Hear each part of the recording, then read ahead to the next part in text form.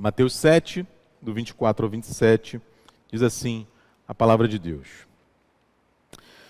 Todo aquele, pois, que ouve estas minhas palavras e as pratica, será comparado a um homem prudente, que edificou a sua casa sobre a rocha. E caiu a chuva, transbordaram rios, sopraram os ventos e deram com ímpeto contra aquela casa, que não caiu, porque fora edificada sobre a rocha. E todo aquele que ouve estas minhas palavras e não as pratica, será comparado a um homem insensato, que edificou a sua casa sobre a areia. E caiu a chuva, transbordaram os rios, sopraram os ventos e deram com ímpeto contra aquela casa. E ela desabou, sendo grande a sua ruína. Feche seus olhos, vamos falar com Deus mais uma vez? Senhor, obrigado mais uma vez, porque temos desfrutado da Tua presença neste lugar, Pai. E agora, com a Tua palavra aberta diante de nós, nós queremos Te pedir que o Senhor revele a Tua vontade para as nossas vidas. Não apenas nos ajude a entender, Pai, mas, como acabamos de ler, dá-nos, Senhor, da força do Teu Espírito para praticá-la. Em nome de Jesus, amém, Senhor. No ano de 2021, ali no auge da pandemia, um pastor presbiteriano ali em Brasília, chamado Ricardo Barbosa, pastor da Igreja Presbiteriana do Planalto, escreveu um livro, que tem um título assim, no mínimo, intrigante, que chama a nossa atenção. O nome do livro é o seguinte: Quando a alegria não vem pela manhã. Ele faz ali um trocadilho, me faltava essa palavra, faz um trocadilho com o Salmo de número 30, versículo 5, que você vai se lembrar. O salmista diz: porque não passa de um momento a sua ira, o seu favor dura a vida inteira. Ao anoitecer pode vir o choro, mas a alegria vem pela manhã. E o reverendo Ricardo pega esse versículo e brinca com ele. Brinca com ele. Por quê?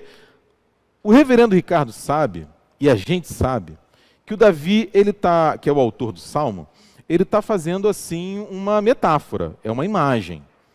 Ele está dizendo que muitas vezes o nosso sofrimento, ele vem.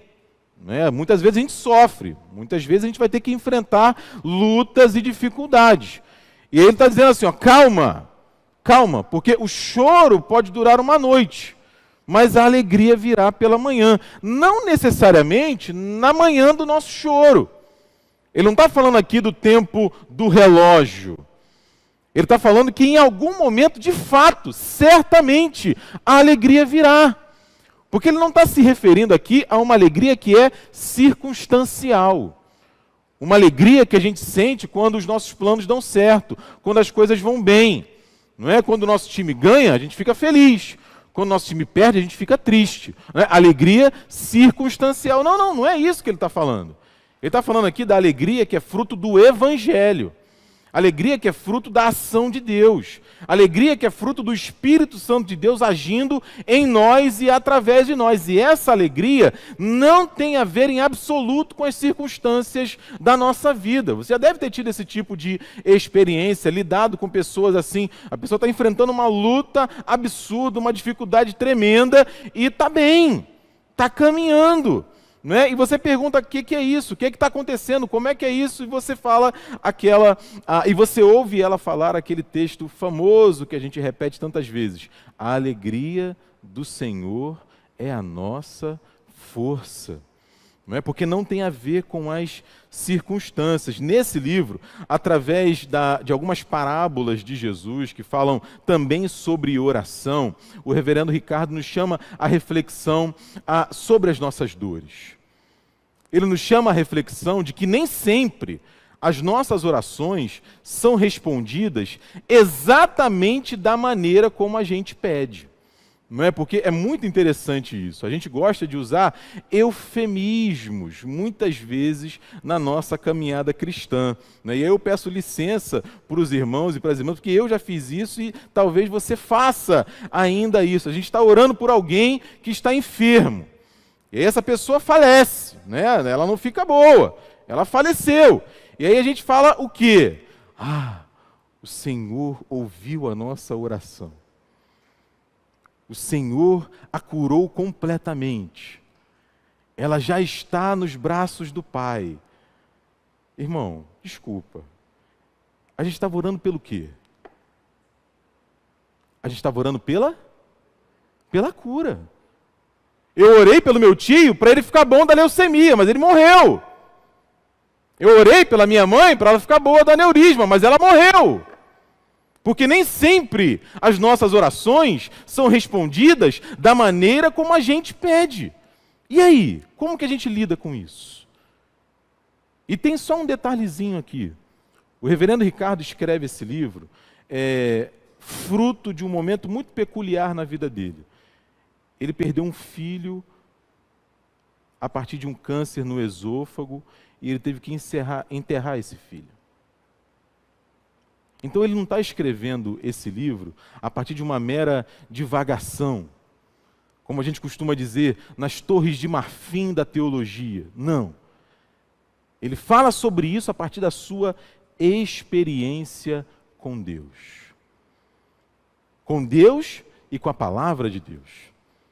Diego, por que você está falando isso? Porque, em outras palavras, é isso que Jesus está fazendo aqui com a gente.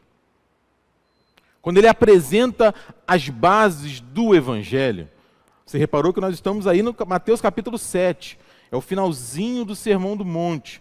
O Sermão do Monte começa no capítulo 5, imediatamente após o batismo, a tentação de Jesus. Ele começa a pregar, começa a ensinar, as pessoas começam a ficar encantadas pela sua palavra, pela maneira como ele apresentava a vontade de Deus e começam a segui-lo.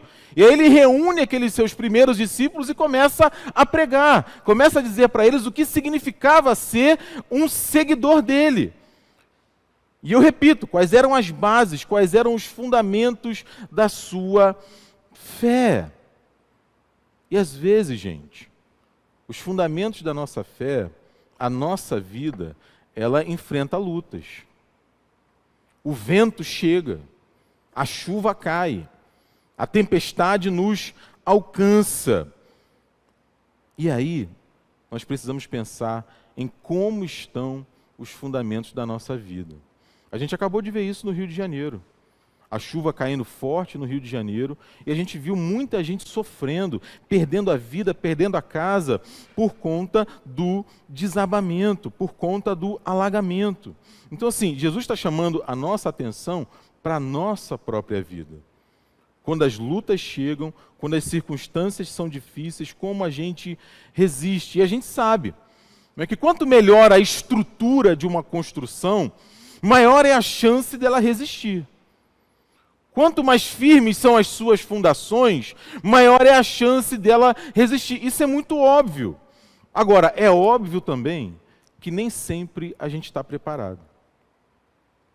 Nem sempre a gente consegue lidar bem quando a nossa vida é atingida por essas intempéries, essas dificuldades. Então, Jesus chama a nossa atenção através desse texto, numa imagem, numa metáfora, para pensar sobre a nossa própria vida. E é muito comum, quando uma construção, uma edificação, ela colapsa, ela vem abaixo, ela é destruída, ela desaba, investigar o que aconteceu. Qual foi o motivo? Qual foi a razão? Por que chegou a esse ponto? E aí, lendo o texto, pensando no texto, eu me lembrei daquele caso do Palace 2, que aconteceu há alguns anos atrás, os mais antigos vão se lembrar, um condomínio ali na Barra da Tijuca, na cidade do Rio de Janeiro, que desmoronou. 8 pessoas morreram, teve que ser implodido. Foi no ano de 1998. E aí o Instituto de Criminalística Carlos Éboli foi até lá, fez ali a perícia, e sabe qual foi a causa do desmoronamento? Cálculo, deixa eu ler aqui certinho. Erro estrutural de cálculo nas vigas de sustentação.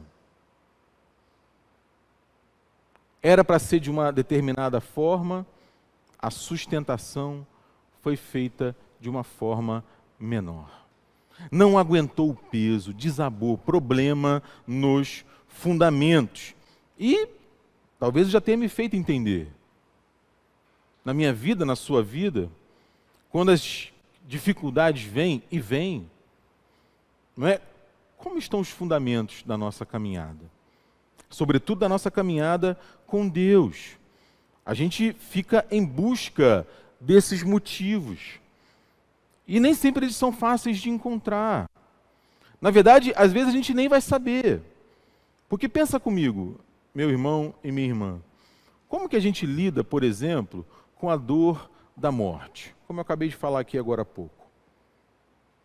Como que a gente lida com a dor do preconceito, da traição, da mentira, da saudade, do desemprego, como o presbítero André acabou de orar? Como que a gente lida com a crise dentro de casa? Crise na família, crise com os filhos, crise com o casamento. A gente se pergunta e, como eu disse, nem sempre a resposta é fácil. E a gente olha para figuras como Jó, né, e pergunta, gente, como que ele conseguiu isso aqui? Porque olha o que o Jó diz no capítulo 19, no versículo 25. Não é no final. Capítulo 19 do livro de Jó, versículo 25. Porque eu sei que o meu Redentor vive. Porque eu sei que o meu Redentor... Opa, peraí. Como que esse homem fala um negócio desse? Os filhos mortos, a história toda que a gente já conhece. E a resposta, assim, muito objetiva, muito direta, que Jesus dá para a gente a partir desse texto é: investigue os seus fundamentos. Investigue os fundamentos da sua vida. Então eu quero pensar sobre isso aqui com vocês a partir de 3 lições nesse texto de Jesus. A primeira está aí no versículo 24. Se está com a Bíblia aberta, eu vou ler novamente. Jesus vai dizer: todo aquele, pois, que ouve estas minhas palavras e as pratica, será comparado a um homem prudente que edificou a sua casa sobre a rocha. Jesus faz uma comparação aí da sua palavra com uma pedra resistente, com uma rocha resistente. Ou seja, a primeira lição aqui do texto, já adiantando, é que o fundamento da nossa vida deve ser a palavra de Deus. É interessante, eu ouvia o finalzinho do reverendo Miguel hoje pela manhã, falando exatamente sobre isso, do valor que a palavra de Deus deve ter na nossa vida. Ela é fundamental. Porque a gente está falando aqui de sofrimento, de luta, de dificuldade. E a gente sabe que desde que o pecado entrou no nosso mundo, desde que Adão e Eva tomaram aquela decisão literalmente maldita de acolher a palavra de Satanás e não a palavra de Deus, o sofrimento entrou no mundo. Em alguma medida, para mim e para você, viver é sofrer. A gente precisa sempre enfrentar algum tipo de sofrimento na nossa caminhada. Aliás, esse é um dos motivos da gente ter Natal, por exemplo. É por isso que Jesus entra na nossa história, é uma promessa que a gente vê ainda no Gênesis. A gente pode se lembrar, estamos na Quaresma. É o 3º domingo na Quaresma, nos preparando para a Páscoa, nos preparando para a morte e para a ressurreição de Jesus. É por isso também que Jesus morre, que Jesus ressuscita, para fazer novas todas as coisas. E enquanto Ele não faz, enquanto a gente não vê se cumprir aquela promessa de que dos nossos olhos serão enxutas todas as lágrimas, de que não vai haver mais pranto, não vai haver mais dor, Ele nos envia a sua palavra. O Espírito Santo de Deus que habita em nós, para que a gente construa a nossa vida sobre esses fundamentos. Aí eu preciso pensar, qual é o valor da palavra de Deus na minha vida? Qual é o valor, o significado da palavra de Deus na minha vida? Porque, veja, em cada momento da nossa história, em cada etapa, seja ela de uma alegria exuberante, de repente você está vivendo isso agora, né? Os planos estão dando certo, as coisas estão indo bem, você está feliz, planejou, aconteceu, louvado seja Deus. Nesses momentos a gente precisa reconhecer a bondade de Deus, a graça de Deus, que esforça as nossas mãos, que abre portas que não podem ser fechadas, que coloca a gente no nosso caminho, que nos estende a mão, que nos orienta, que nos abençoa, que nos ensina, porque a gente corre o risco de imaginar que somos bons. Estou vivendo isso porque eu sou o cara. Porque tudo que eu boto a mão funciona. Aliás, eu não sei como é que seria essa igreja sem mim. Não sei como é que seria essa empresa sem a minha capacidade. Afinal de contas, eu estudei em Harvard. Harvard. A pessoa até tosse para falar Harvard. Mas não apenas isso. Quando as coisas não estão indo bem também, e a gente sofre, e a gente chora, aonde a gente busca apoio? A palavra de Deus nos orienta nessas duas situações. E aqui vale uma advertência importante. Porque todos os dias, ao longo da nossa caminhada, são nos oferecidos outros fundamentos. Todos os dias, em todos os momentos. É possível que você já tenha ouvido esse tipo de comentário, talvez até já tenha feito, né? Eu já ouvi alguns desses comentários que eu vou fazer agora. Não, Diego, sabe o que é? Se o meu filho me abandonar, o meu mundo acabou. Eu não tenho razão para viver se o meu filho me abandonar. Diego, olha só, eu sou apaixonado por essa mulher, Diego. Eu não sou ninguém sem ela, Diego. Se ela for mesmo embora, eu não tenho mais motivo para viver. Diego, sabe o que é? Você dedicar 30 anos da sua vida a uma empresa e depois eles te desprezarem? Sabe o que é, Diego? Eu não vou conseguir me recuperar. Já ouviu alguma coisa parecida com isso? Já viu gente que chega ao final da vida profissional, e fica perdido? Já viu isso? Um professor estava comentando isso outro dia na faculdade. Um amigo dele, desembargador, aposentou. No dia seguinte, levantou, tomou banho, botou o terno, pegou a pasta, e a esposa acordou e ficou olhando. Aí ele, quando estava saindo do quarto, parou. Aí a esposa perguntou para ele: meu amor, você vai aonde? Foi o Victor que contou essa história. Aí ele: eu esqueci que eu me aposentei. E foi difícil, os meses seguintes. Porque muitas vezes, e veja gente, é um problema você amar o seu filho? Você que tem filho, é problema? É problema amar o seu trabalho? É problema amar o seu cônjuge? Não é problema nenhum, pelo contrário. É esperado isso de mim e de você. A questão é, eu posso fundamentar a minha vida nessas realidades? Não posso. Não posso. É isso que eu quero dizer quando eu digo que todos os dias nos são oferecidos fundamentos diferentes da palavra de Deus para apoiarmos a nossa vida. Por isso eu preciso perguntar a mim e a você, porque é o que Jesus está nos chamando a atenção. Qual é o fundamento da minha vida? Qual é o lugar que a palavra de Deus tem na sua caminhada? Nós propusemos como igreja, no início desse ano, a leitura bíblica anual. A ideia é essa, é conectar a palavra de Deus no nosso dia a dia. Por isso que eu fiz questão de gastar esse tempo aqui com vocês falando do nosso aplicativo, falando de como você pode participar da vida comunitária na terça-feira de manhã, na quarta-feira de madrugada, na quinta-feira na sua hora do almoço. Quando você está pensando, vou orar por aquele irmão que vai fazer aquela cirurgia, vou pedir a Deus por aquela outra irmã, vou ler a palavra. Essa é a ideia. E que a gente se aproxime da palavra de Deus, porque ela sim é fundamento para a nossa caminhada. Mas não apenas isso, não apenas ter contato com a palavra de Deus. Jesus dá uma dica interessante para a gente, volte aí no versículo 24. É algo que a gente conhece muito bem. Veja o que ele fala.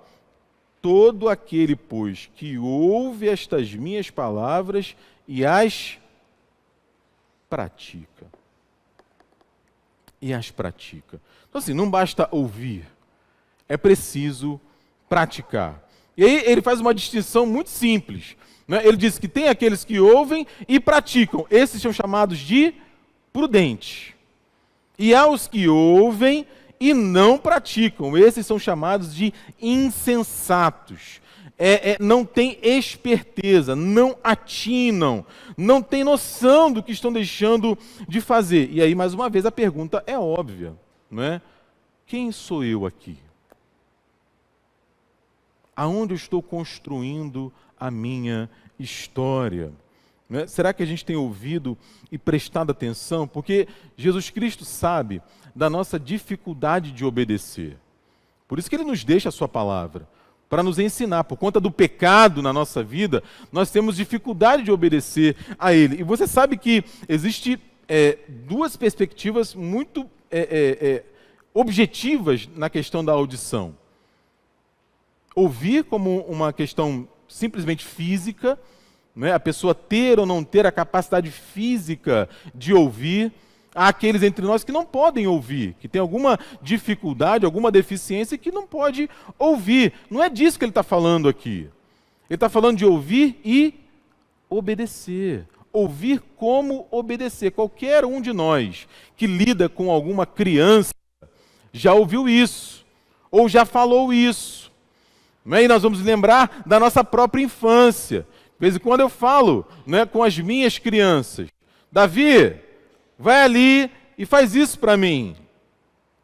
Por favor. Passa 20 minutos.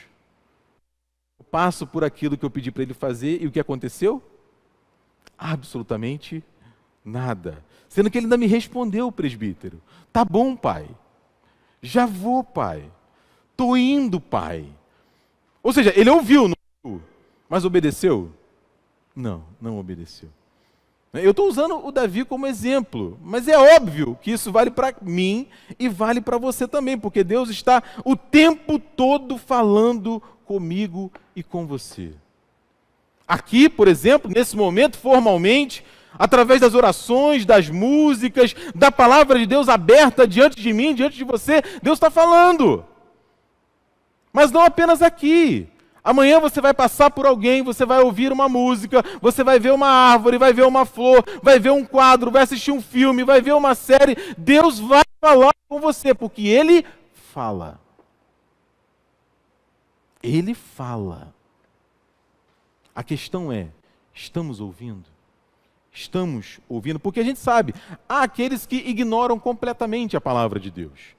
Há aquelas pessoas, e nós conhecemos algumas delas, é claro, convivemos em todos os lugares e tem gente assim, para quem a palavra de Deus não faz diferença nenhuma. A palavra de Deus é irrelevante, não faz diferença, não existe, não faz parte da sua realidade. Estamos ali para sermos sal da terra e luz do mundo, mostrar para elas, através de nós, o valor da palavra de Deus. Mas há aqueles também que paulatinamente vão abandonando a palavra de Deus. Que em algum momento ouviram, mas seja por uma decepção, seja por uma frustração, seja por uma oração não respondida, vão abandonando a palavra de Deus. E é triste, particularmente triste, porque veja, não há vácuo aqui, tá, gente? Não há vácuo. Se eu abandono a palavra de Deus, imediatamente alguma coisa entra no seu lugar. Pode ser uma ideologia, pode ser uma opinião, e a gente vê isso aí toda hora. A palavra de Deus sendo substituída. Ouvir, segundo Jesus Cristo, é obedecer. Você vai se lembrar da parábola do semeador, lá em Mateus, no capítulo 13. É exatamente esse o tema da parábola do semeador. Jesus conta uma história de um homem que vai lançando semente. E a semente é a palavra de Deus. E ela cai em diferentes tipos de solo. E o principal, quando ela dá fruto, quando ela germina, é quando há compreensão, acolhida, insistência na palavra de Deus. Então, que tipo de solo que eu sou?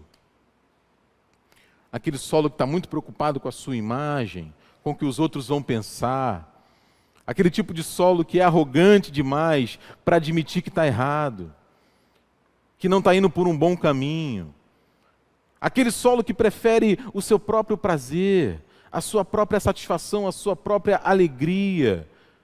Ou aquele solo que reflete sobre tudo isso e coloca em primeiro lugar a palavra e a vontade de Deus. Que tipo de solo somos nós? Isso é ouvir e obedecer, porque finalmente, ouvir e obedecer a palavra de Deus, no fim das contas, é ouvir e obedecer ao próprio Cristo.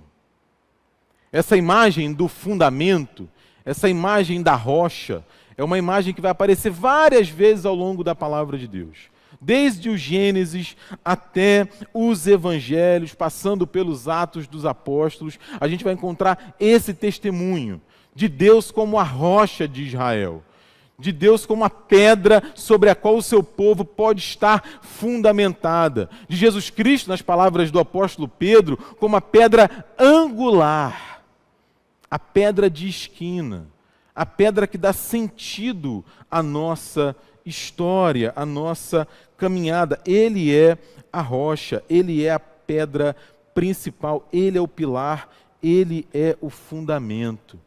E aí a gente chega no final aqui dessa reflexão, considerando, gente, uma realidade. Que realidade, Diego? De que a chuva virá. Talvez esteja vindo agora. Que a tempestade virá.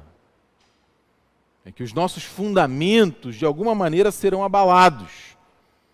A gente vai se perceber em dúvida, com medo, ansioso, preocupado. Às vezes a noite, como diz o salmista, como diz o reverendo Ricardo, vai ser mais longa do que a gente esperava. E a gente precisa pensar, em quem eu estou esperando?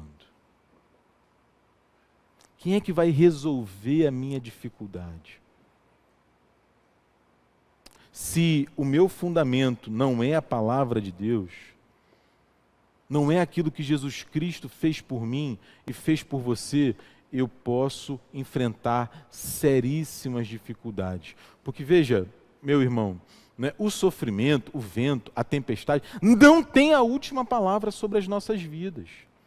Exatamente por aquilo que nós vamos celebrar daqui a pouco. Jesus morreu e ressuscitou.